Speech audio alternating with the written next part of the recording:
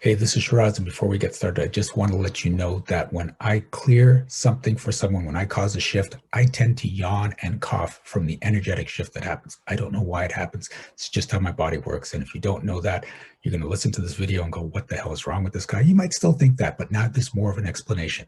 The other thing to keep in mind is that if you hear something that you can absolutely relate to, when I cleared for them, you can get it cleared for you too. Just say yes when they're saying yes, and it works.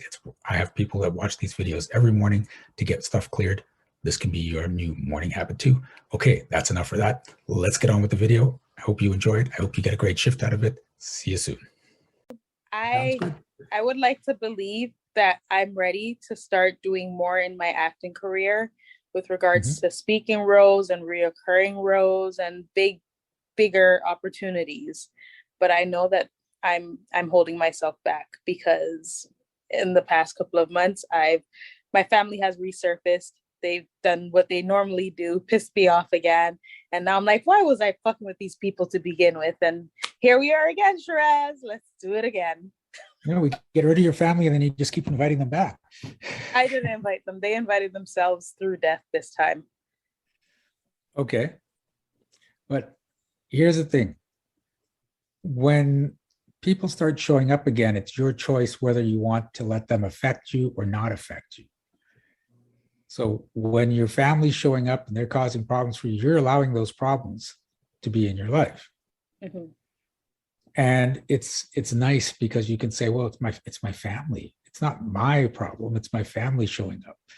Right? So it's on them. It's their fault. Right? No, So I take full responsibility and accountability of the things that I allow. It's just okay. they catch me at my weak spots, and I'm See, still working on that. okay, but see, there it is. They catch me at my weak spots. Right. So that's putting the blame on the family, even though you're trying to say, no, I take full responsibility. That part of you is still, oh no, it's them. They're the problem. Right.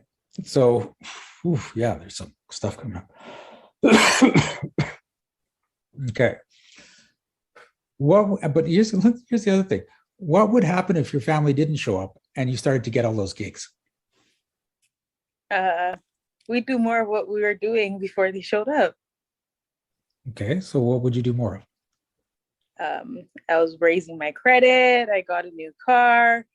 Things in Okay. my home have been changing. I felt like I was transitioning into a better version of myself, Okay. and then I halted it Okay. Why did you halt it? to address the issues with my family. Okay. The interesting thing is your energy dropped when you said, I was changing. Do you want to change into that new version of yourself? I thought I did, but then I noticed that I give too much, and while I was changing and I was making more money, I was spending more money on people that were taking advantage of the fact that I'm very considerate and generous. So Okay. I think that made me want to go back to, okay, I don't have it to give you. Yes. And so because you wanted to go back to I don't have it, you bring your family in.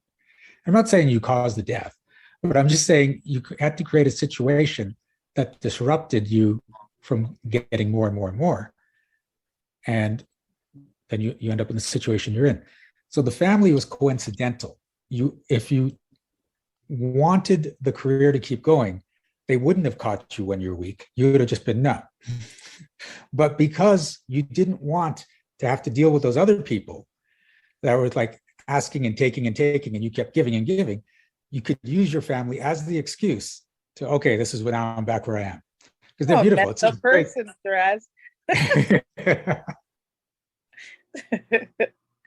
So why do you have to give more and more as you become more successful?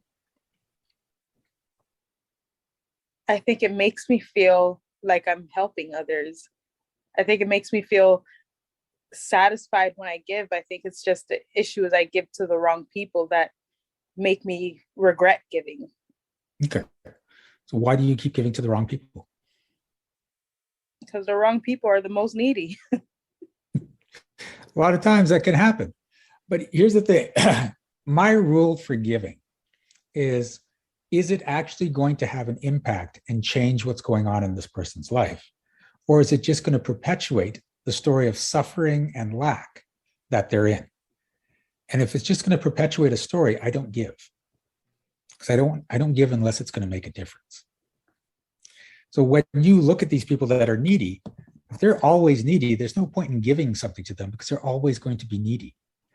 But if you see that the person's in a situation where this money will actually have an impact, and not because they say it will have an impact, because the needy people are going to say that all the time, but where you say, oh, this is actually going to make a difference and it's going to change the course of this person's life, that's when you want to give to that person. So are you willing to step out of the story that you have to give money to anyone that needs it? Yes.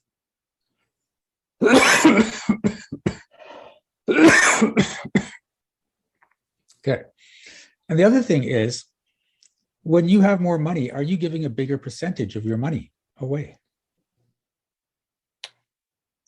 The thing is, it's not even that I give money, it's more that I buy gifts. And then when I go out and buy gifts, I'm buying gifts that I would like for myself.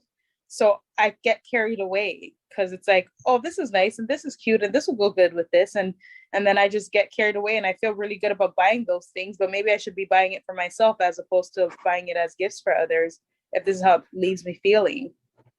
Okay. And here's the thing. That's also true. If that's something you want, get it for yourself. But number two is you have to work within, practically speaking, a budget. So I have a 10% budget for fun, for just buying shit for me, right? And I don't go past that 10%, right? So if I'm out and I'm shopping and people say, oh, can you get this for me? And I'm thinking, yeah, what the hell, I'll get that for you. I still can't go past my 10% on that. So the more money I make, the bigger that 10% goes. And this is where people get this misconception because they look at rich people and they're like, well, they just spend the money. They're buying this and they just don't care. They've got all the money. No, they're working within their budgets. But if someone that earns $1 million has $100,000 a year budget on fun, whereas someone that's earning $100,000 only has $10,000 a year on fun, right? So it looks different, but responsible people that are successful stay within their budgets. It just, for people that don't have a lot of money, it's like, oh, they just spend like they don't care. Their money's just free flowing. No, the money within the budget is free flowing. And I know there are people out there that are making 7 figures that live paycheck to paycheck, right? Because the money is free flowing and then they run out of money again. And I got to wait for next paycheck and then start free flowing again. But they stay within their budgets. So it's an interesting dynamic that can show up. So do you have to show that you're a kind and generous person? No, I don't. Okay, that's not coming up true. Of course it's not. Okay, right? I'm a freaking liar, Shiraz. We know this. If you have to show you're a kind and generous person, this is all about the ego. This is about getting people to look at you and go, oh, look at Atash. She's amazing. She got us these gifts. Look, she just gives to all these people. She's so caring. And that's just feeding the ego, but it's costing you in friends. It's costing you in your happiness. It's costing you in your money. So are you willing to step out of the story that you have to show you're a kind, giving person? Yes.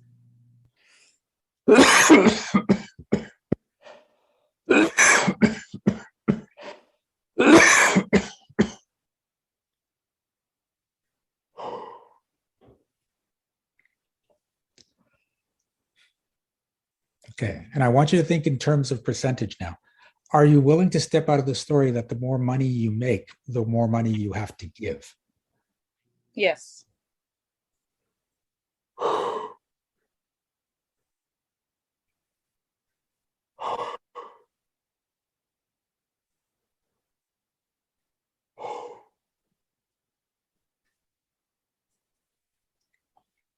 And it is nice to give some of your money away. And no matter how much you're making, if you can find that budget to give some of it away, I recommend when you don't have a lot to start at like 5%. What you're saying to the universe, if you do it in the spirit, not like, I have to do this, oh my God, because Shiraz said, give this one, so and it hurts, right?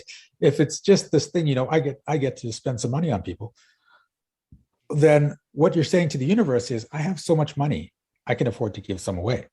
And when you throw that energy out, the universe sends it back and it's like, oh, Atala's got thinks she has so much money she can afford to give some. Let's give her some more money and see if she keeps doing that. Okay, she's still doing it. Let's give her some more money and see if she keeps doing it. And you know what? It does happen sometimes like that when I'm doing it, I guess, with the right people.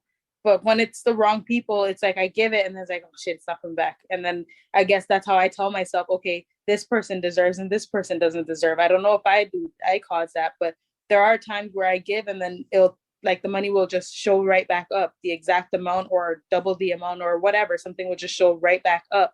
And I don't know if it's like, I'm like, ooh, I wonder if it's going to work with this person. And I'm testing myself all the time. I don't know. Okay. So what I want you to do is get out of test mode and just enjoy it. Oh, wow, it showed up. Right. And then just continue on. But it feels like what happens is your money shows up and like, how far can I take this? What are the limits? Let me push the boundaries rather than just, hey, this is cool. I'm just gonna have some fun. Right? Yeah. Okay. All right. So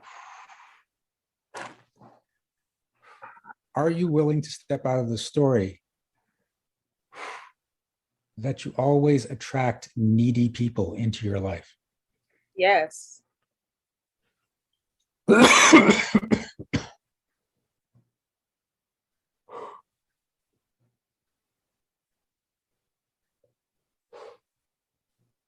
are you willing to step out of the story that when you start to give, you will always regret giving too much? Yes. Ouch. Yeah, that's a big one.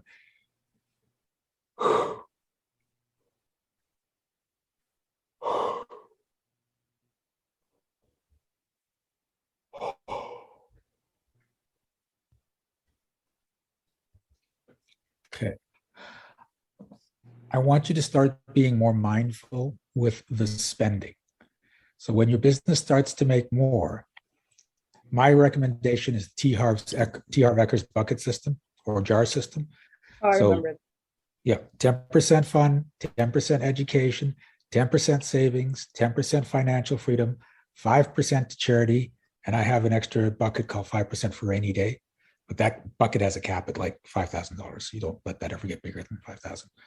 And then the rest pays for everything. All the expenses get paid out of that. And when you stick to that budget and you keep creating, then you don't have to worry about everything because it's all taken care of. Now, when you're starting out, you may be in a position right now where 90% has to go to the maintenance, and then all the other buckets are like 2%. But you get in the habit of using the buckets until you're in that flow where 50% is being used and 10% for all the others, and you'll watch things expand from there. You may even get to a point where now it's 15% on all the other buckets and you're down to like 15% on the main thing because everything's flowing so well and your main thing's bringing in like $1 million a year or something. So see how it goes. All right. Thank you, Shiraz. Okay. How do you feel? I feel lighter. I feel a little hot, sweaty. Okay. It's the usual stuff. All right. If you go to T. Harv Ecker's jar system, you'll get the breakdown. I teach a money class where I talk about the jars and how the energy works. I did that class with you before, the jar class. Okay. Did you implement the system? Actually, I did. I was doing really good where like I had a few different savings accounts that I had set up, and every check that would come, I would put a portion into each one. And then when family came up, all those accounts just got emptied out. Yeah, see, you can't do that. You can't start pulling from those accounts, right? As soon as you feel you have to, you have to say, okay, something just went wrong. I'm doing something wrong. I stepped out of my flow or my beliefs, and that's the clue. Because if you're doing this right and you've gotten into the flow, something like that showing up is not going to impact the jar system. You're going to be like, sorry, it's not there. Yeah. Okay. Thank you. Right. You're welcome. Thanks for playing. Thank you so much for watching this video. Please give it a like. And if you had a shift of your own, I'd love to hear about it in the comments. Also, check out the description for energetic magic events that you can attend every single month. Be well, be aware, and be magical.